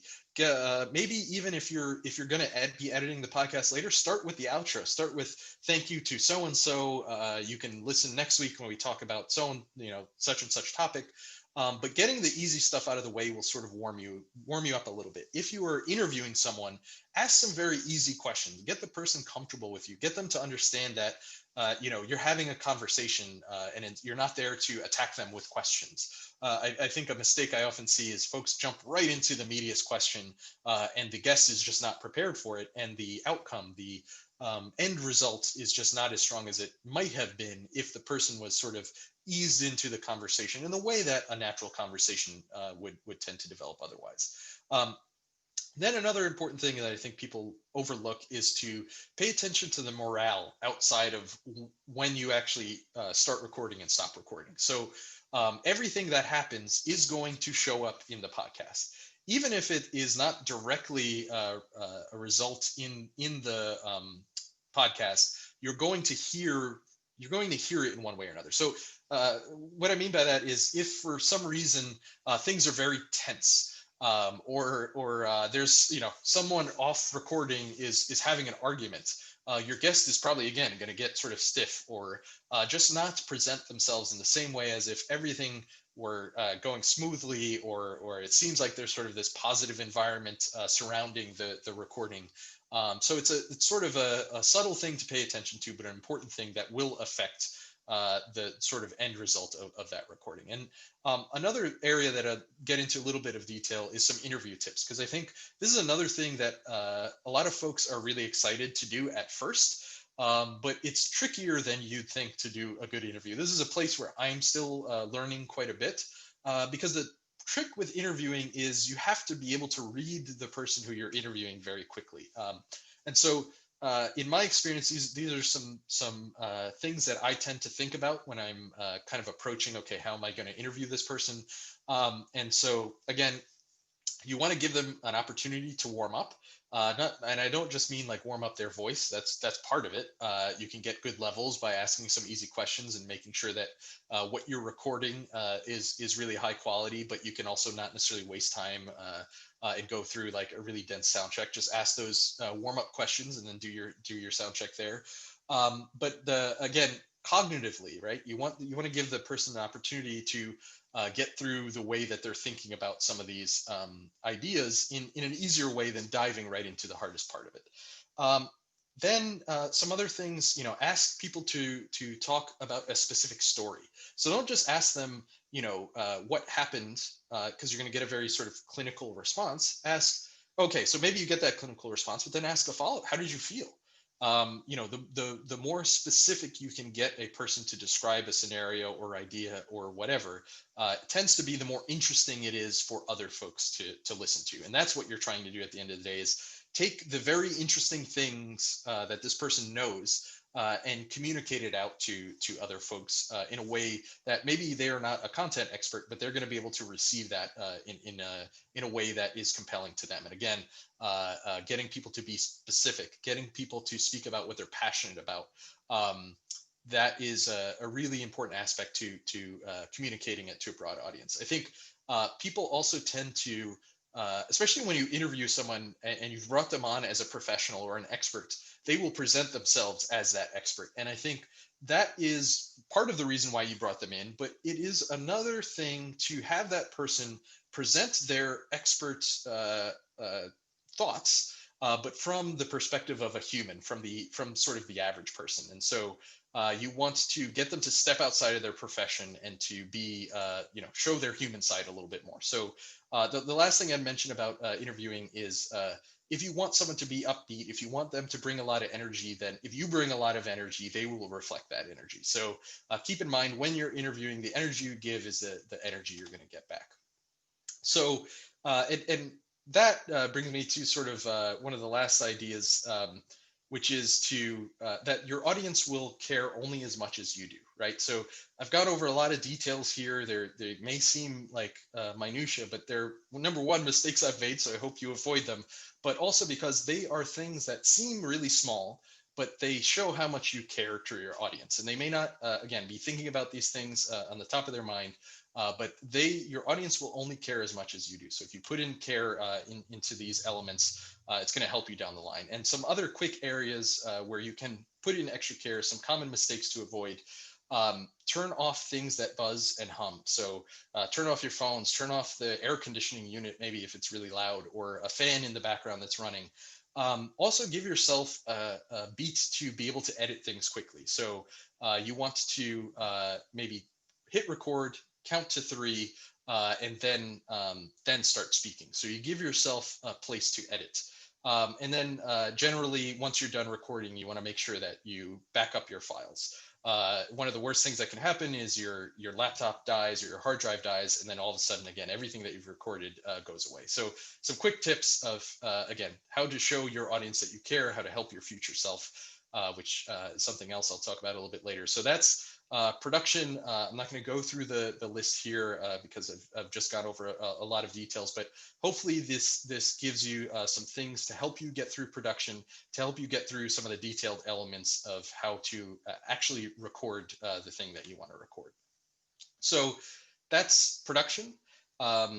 Post-production is, again, not going to be for everyone. There are going to be plenty of podcasts where they just take what they've recorded and then put that up on the internet.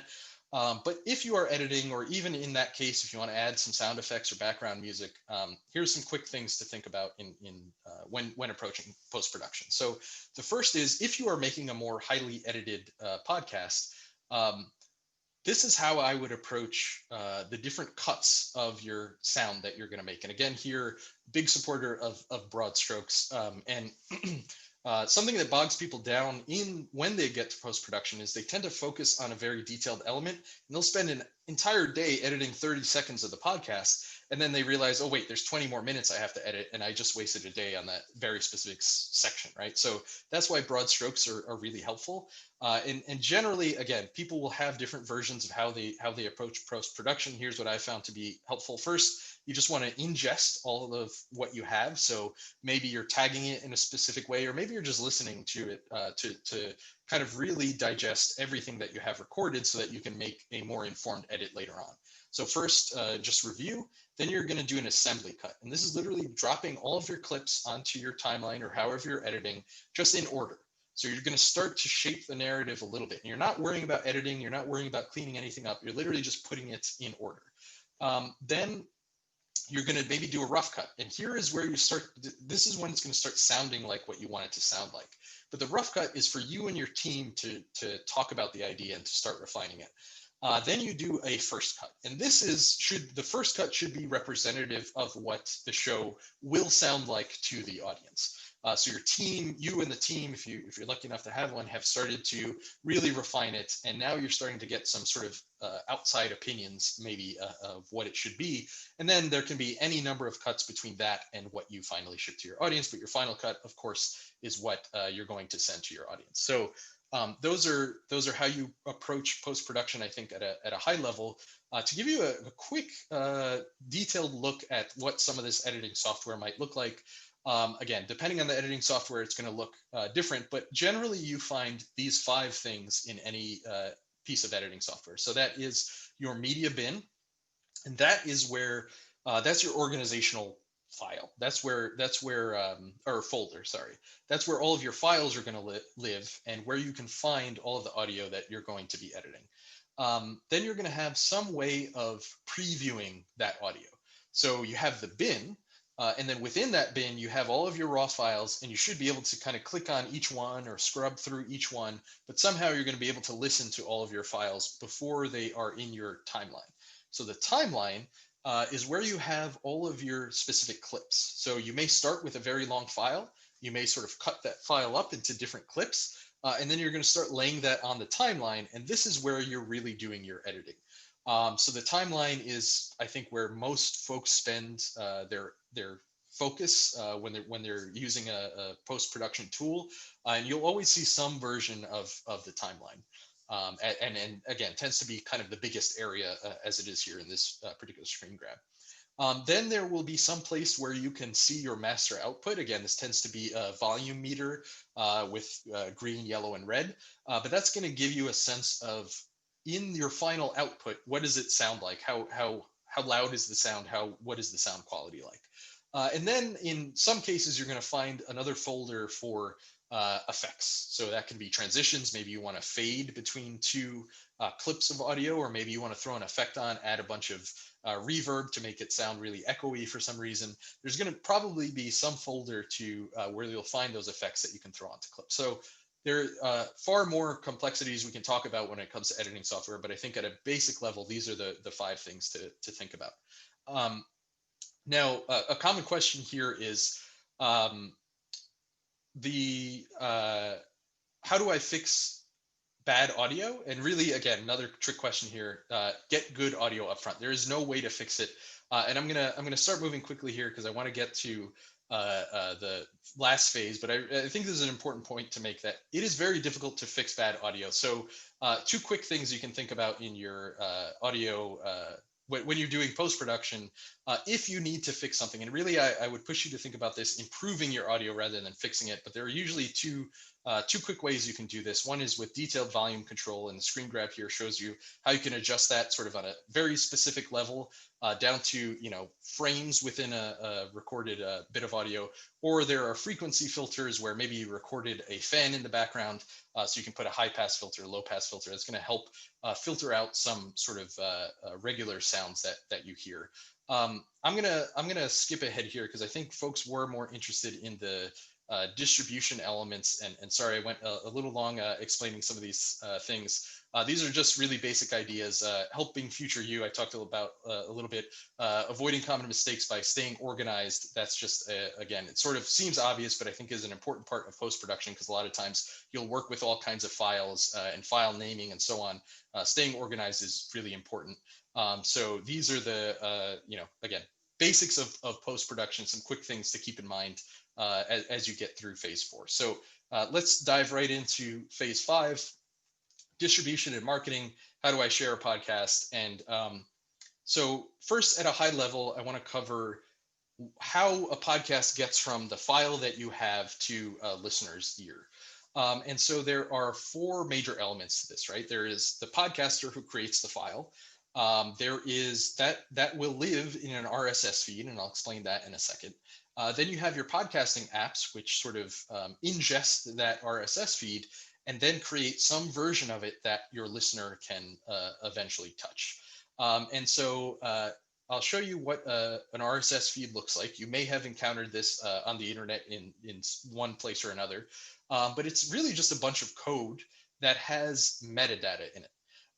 And so the metadata is really easy to, for lots of different sort of digital applications, to ingest and kind of present it to anybody who wants to see it. And so this is sort of, again, just the idea that an RSS feed is a collection of metadata, and how that an example of specifically how that works, because again, it's code. Again, if you're not interested in any of the technical things, I just want to show you how this appears and why it's an important concept to keep in mind. On the next screen, you'll see an example of the RSS feed for the big one. This was again, a podcast we made at KPCC about if an earthquake hit Southern California, what would be sort of the results of that in lots of different ways. And so there was an RSS feed that had sort of all of the information, the title, the show description, the show tile itself, where the file lived for the image itself. And this is just one of the apps where this appeared. And so Apple Podcasts took that RSS feed and then made this page for this particular episode out of it. If we looked at Spotify, it would have the same information, just presented in Spotify's sort of interface. So that's how an RSS feed works. Again, just to review at a high level, because I think it's an important part of the process that is often overlooked. You're going to take your file, you're going to put that in a feed somehow, and then that's going to go to the apps, which gets to your listeners. So that's the process. How you get it into a feed, you can do that in lots of different ways. Some people will do that with a WordPress site, or some people are sort of have enough technical knowledge that they may be able to just kind of build a feed themselves. But there are other ways you can do it. And so there was a question asked earlier about like hosting services and companies. And so I put together a list of some of the services that will do this for you. Some of them are free. Some of them have a free version, and then we'll ask you to pay for some of the advanced features. And some are just paid, but they offer a lot of advanced features. And most professional podcasters tend to use some of the paid options. Those are the ones that I've highlighted with a $. I won't necessarily talk about the benefits or drawbacks of any one of these. I think as long as it solves the problem for you, as long as it makes it easier for you, there's not necessarily a right or wrong choice here. But I do want to kind of cover some of the benefits of, if you're debating whether you're going to pay for one or not. Some of the benefits of hosting services is they manage the RSS feed for you. So again, if you're not technical, if you don't want to think about managing or how the metadata should be captured, they'll make a very easy interface for that. They will also often do ad insertion. So if you are getting to the point, even if you're not selling ads, maybe you just want to do cross promotion with another show, they make inserting ads very easy. And then they can also help you schedule publishing. So rather than, if you want to release at 7 o'clock on Friday every week, as long as your file is in the system, you can just schedule it out later. And that tends to be a little more tricky if you're doing things on your own or in certain systems where you may not have that sort of high level of control. And so in terms of ad insertion, this is just one of the, again, just to give you a quick look at maybe what some of the higher end system looks like so you can better understand the value you get from them. It may be a little difficult to see in the Zoom, but there are two little circles on the timeline here. So the timeline represents your audio of your episode, and then you'll see a purple circle and an orange circle. And the purple circle just marks where there's going to be pre-roll ads, and the orange circle is where there's going to be post-roll. And the benefit of you doing ad insertion is normally when you have an ad in a podcast, it's baked into the file. It is in that file forever. And so if you do this dynamic ad insertion, every listener may get a different sort of ad file. And so again, these systems just make it very easy to do that. So just a quick screenshot, a quick idea of some of the value that some of these things bring. Now, the last thing I'll talk about in terms of distribution is people have questions about timing. So should I drop everything, right? For the bingers, should they get everything at once, or should I release it over time? Sorry to say, this is another area where there is no right answer. And so the way to get to an answer, some ways to think about releasing your content, look for examples of similar shows. How do they do it? They're especially from the bigger distributors, they've put a lot of thought and care and analyze the usage patterns and so on in terms of how best to release their content. Also keep in mind your entire content experience. Let's say you want to do a Q&A. And so you have this pre-produced podcast, and so you release that on Monday, and then you're going to do a live Q&A on Friday. So maybe that makes sense to release it over time versus dropping it all at once so that people binge it. And the last thing about releasing, in terms of thinking about how to release your content, keep in mind you can launch multiple times. You don't have to hit the launch and nail everything right at launch. The big one, we launched it, I think 5 times over, because if the audience has never heard it, it's new to them. And so you can make a splash, so to speak, multiple times over. So just, again, keep in mind that you can launch multiple times. So now, thinking about marketing, let's revisit one thing that we talked about in the beginning, which is target your audience. So you choose a target audience at the very beginning because that's what you're going to make the show for, who you're going to make the show for. But when you're thinking about marketing it, this is where you revisit your target audience. And so when you are targeting your audience, first of all, you have to have a target audience in mind. Context matters. So the best way you can advertise a podcast is on another podcast. So the way that folks are going to get engaged with your podcast is really important. Details matter. So big shift. You'll see this all around the internet. People used to say, please subscribe to my podcast. A lot of people still don't know how to listen to a podcast, and they don't understand that a podcast is for listening. So details like listen versus download or subscribe are little things you can pay attention to when you're thinking about marketing. Think about who your partners are and how they can help you amplify your reach to better target a specific audience. And then keep promises with your audience, right? So don't create a Facebook and Twitter account if you're not going to show up there and engage with those particular communities, those social media spaces in an authentic way. So an example of how targeting an audience might apply, or something that we did with the big one. So the big one was about an earthquake hitting Southern California, and it was meant to be presented sort of like an RPG, like the host kind of like he's like a RPG character in a video game. So we thought, who is going to be our super fans for this show, and how can we reach them? And so we thought, okay, this is sort of a survival-y show. What about survival experts or people who are preparing for disasters? So we bought ads on YouTube channels that were people who focus on disasters. And we found some success that way. So that was a way we thought about our target audience. We thought about the content of our show, and then we thought about how to target a different audience to get the show in front of them with our marketing dollars. And that doesn't just apply to paid advertising. That can also be how you think about where you're going to share this, or other organizations that you're going to get involved to help share your podcast. Think about it from the very beginning, again, in terms of the target audience you're trying to reach and how you're going to target them in with all of these details in mind. So that's distribution and marketing. I know I rushed through a bit on post-production, and I got through the last bit a little bit faster than I would have. Sorry for not managing the time a little bit better there.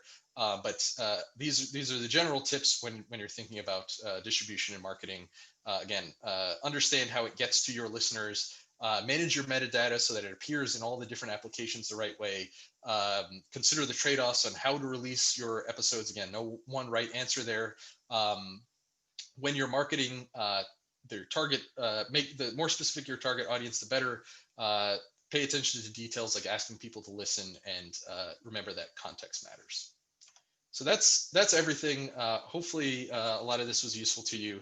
Happy to answer any other questions that have come in. I think I saw one that I was not able to read. Let me revisit it here. So with COVID and doing interviews with people who might be able to be in person, how can you virtually meet with them and make the sound good?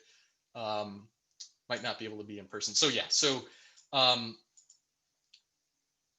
the way that I am producing the CalCasa podcast is almost entirely remote. So it is very difficult to get good quality out of Zoom. So what I've been asking people to do whenever possible, so Zoom or any web conferencing tool will tend to create some kind of recording, and the audio is not going to be perfect, but you can use that audio. It's usable. It's recorded audio.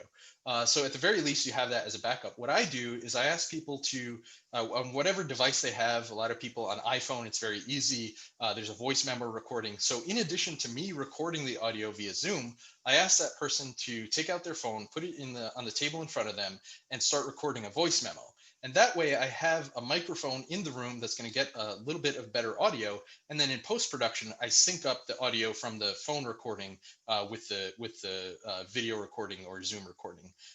That's also because we're making a video version of the podcast. If you're just doing audio only, you could just use that voice memo file from the iPhone, or if you're on Android, you can find a different solution there. But basically, you want to try and get a recording in the room. If the person is very sort of technically skilled, or they know how to set up a microphone on their own computer, you can also ask them to record locally. You can ask them questions via Skype, but you're going to get that local recorded file with the microphone that's in the room. And that's how you can kind of navigate issues around having to deal with COVID, or not being in the same room with people and doing things virtually. So hopefully that gives you an idea in terms of how to manage things around COVID and so on.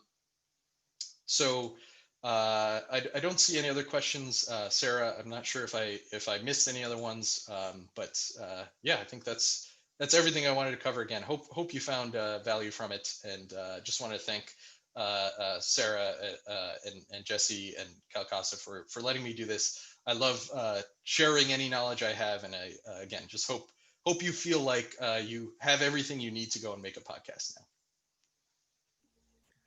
Awesome. Thank you so much for being here today, Vijay, and for everyone who joined us. I dropped a survey link in the chat, so please complete the survey. We always love to hear your feedback.